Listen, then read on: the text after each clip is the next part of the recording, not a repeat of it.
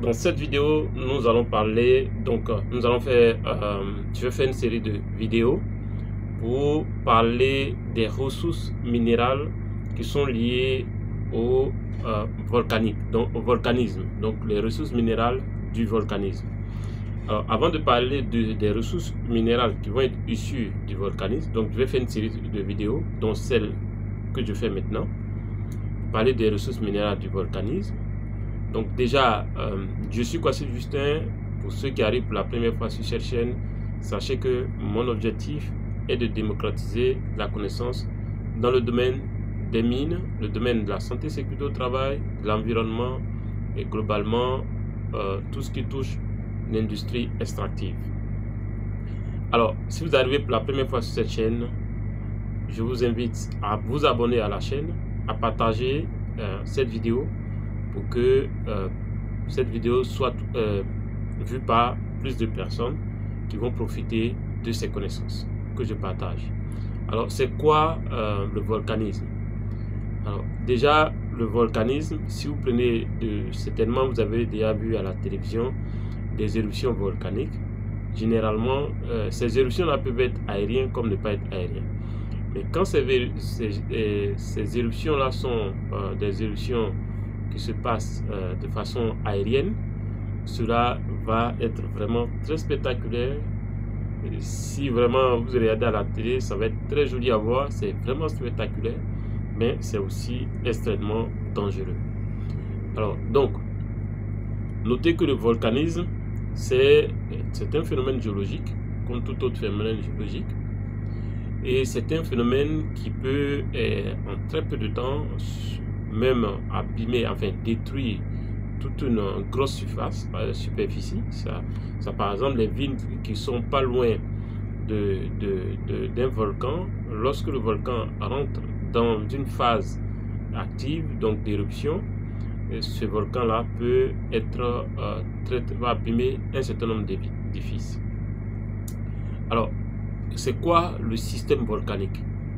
Donc, ce que vous devez savoir, c'est que quand on parle du système volcanique, le système volcanique est constitué essentiellement par un certain nombre d'éléments. Donc, on va peut-être indiquer ici.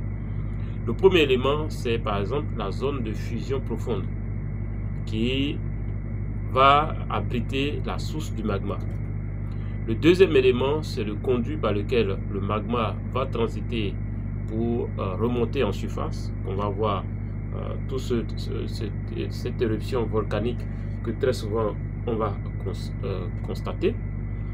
Donc, et un autre élément, un dernier élément important qui est ce qu'on appelle la chambre magmatique. Alors, donc, et tous ces éléments-là, on peut aussi indiquer, par exemple, un autre élément qui est ce qu'on appelle la zone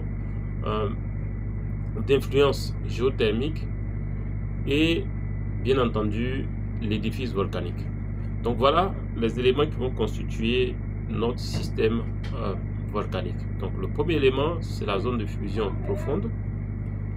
Le deuxième élément, c'est le conduit par lequel le magma va remonter en surface. Le troisième élément, c'est la chambre magmatique, mais aussi on peut avoir des zones d'influence géothermique et bien entendu l'édifice volcanique.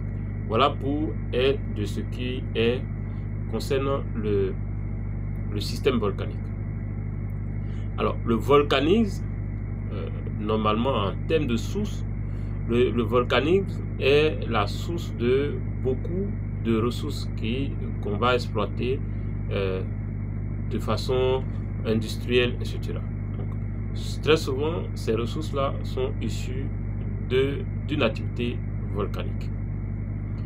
Alors, avant que cette activité volcanique ne soit, si vous voulez, exploitée, ces activités volcaniques-là, avant que ces ressources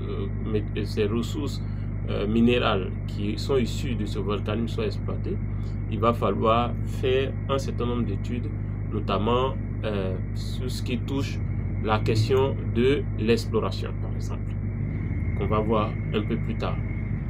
Alors, qu'est-ce qu'on pourrait dire concernant ajouter concernant le volcanisme ou les ressources du volcanisme? Notez déjà que les ressources qui sont issues du contexte volcanique peuvent être par exemple des substances qui sont générées par une activité hydrothermale qui est lente ou qui est exprimée, et cette activité hydrothermale là va être issue du volcanisme. Donc on pourrait citer par exemple les minéralisations métalliques à or, les minéralisations métalliques à argent, les minéralisations métalliques à comment dirais-je, à cuivre, qui ont toujours été exploités par les compagnies industrielles, ou si vous voulez par l'industrie, dans l'industrie de façon globale.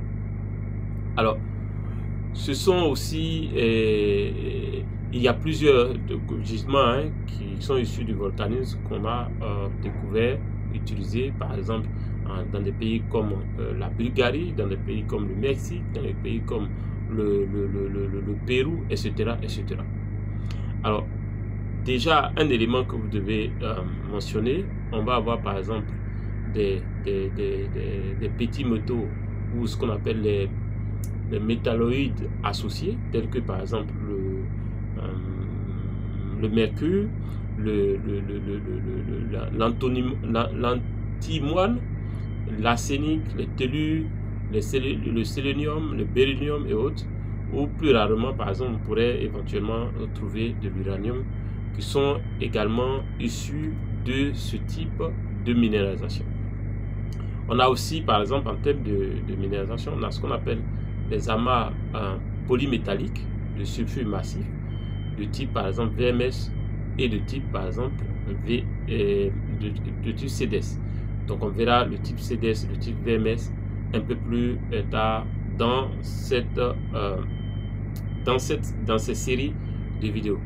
Alors ces amas polymétalliques de sulfure massif vont constituer ce qu'on appelle des gisements majeurs, par exemple de zinc, de cuivre, de plomb, d'argent et même parfois de l'or ou éventuellement de l'étain. Donc voilà déjà ce qu'on appelle ce qui va constituer une conséquence intrinsèque du volcanisme qui est par exemple, qui peut être aussi sous-marin, qui peut être un volcanisme sous-marin par exemple. Donc pour reprendre rapidement dans cette vidéo, dans cette première vidéo introductive, on a dit que le volcanisme va être c'est une activité qui généralement, si vous regardez dans la presse, donc sur les chaînes de télé, c'est une éruption. L'éruption va être, surtout quand il est aérien, il va être très spectaculaire, mais aussi c'est très dangereux, peut abîmer toute une ville en quelques heures d'éruption.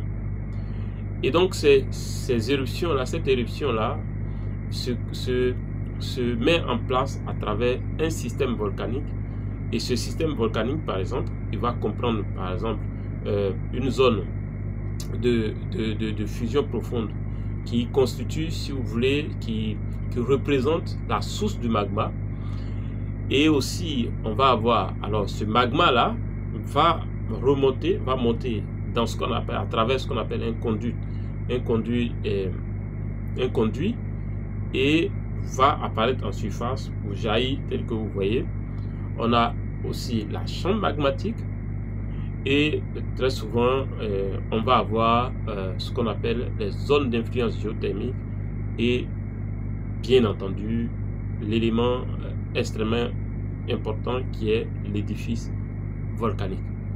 Alors donc on a dit que le volcanisme, beaucoup de gisements vont être issus du volcanisme. Ces gisements là, on en trouve par exemple dans des pays tels que c'était juste des exemples, hein. Il y a des productions de métaux qui sont issus de ces phénomènes volcaniques.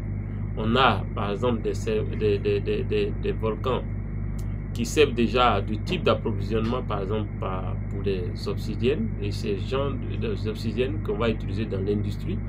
Et on trouve cela par exemple au niveau des quel pays je pourrais citer, bon, voilà, on trouve on a ces gisements par exemple dans des pays tels que au niveau de l'Europe centrale, tels que par exemple la Bulgarie, tels que le Pérou, dans d'autres pays tels que le Pérou, dans d'autres pays tels que le Mexique, donc en Amérique, sur le continent américain, etc. Mais pas que. Il y a aussi d'autres lieux où on trouve des gisements issus du volcanisme. Alors, notez que il y a aussi des petits métaux ou ce qu'on appelle des métalloïdes, j'y arrive, associés, tels que par exemple le mercure, tels que l'arsenic, tels que le sélénium, le béryllium, etc. Et aussi l'uranium aussi, donc qui vont être extraits de ces différentes minéralisations issues du volcanisme. Alors, on a aussi ce qu'on appelle les amas polymétalliques sulfurés massifs, donc de sulfure massif, qui vont constituer par exemple des gisements de zinc, des gisements de cuivre, de plomb, des gisements d'argent, mais aussi des gisements d'étain et d'or. Ces gisements-là sont si vous voulez,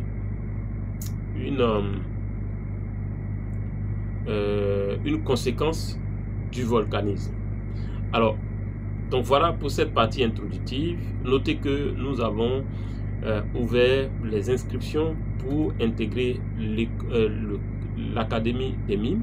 Alors, l'objectif de l'Académie des mines, c'est de prendre un étudiant ou quelqu'un qui s'intéresse aux mines, par exemple. Moi, je vois que de plus en plus, il y a des gens qui s'intéressent au domaine minier, mais qui n'ont aucune connaissance de base. Notre objectif, c'est que si les mines vous intéressent, même si à la base, vous n'êtes pas géologue minier, on va vous prendre de zéro pour vous donner les connaissances de base, pour que lorsque vous avez, peut-être vous voulez faire, ne serait-ce que l'activité extractive, par exemple, une extraction artisanale ou une extraction semi-industrielle, vous puissiez comprendre le phénomène, vous pouvez comprendre comment est-ce que ça se passe, quelles sont les activités à mener, dans quel ordre, etc. etc. L'idée ici aussi, c'est de prendre des étudiants ou prendre des personnes qui s'intéressent au domaine des mines et d'élever leur niveau. Alors, si cette vidéo vous intéresse, sachez que les inscriptions sont ouvertes. Allez sur le site www.academiedesmines.com et dans la partie contact, vous renseignez. Derrière, nous allons vous contacter pour vous demander de remplir un document pour confirmer votre inscription avec le coût de la formation, donc en fonction du type de la formule que vous choisissez. C'est la formule basique, la formule avancée ou la formule investisseur. Si cette vidéo vous a plu, faites-moi un gros like et on se dit à la prochaine vidéo pour parler des ressources minérales issues du volcanisme. Je suis Kwasi Justin, à très bientôt.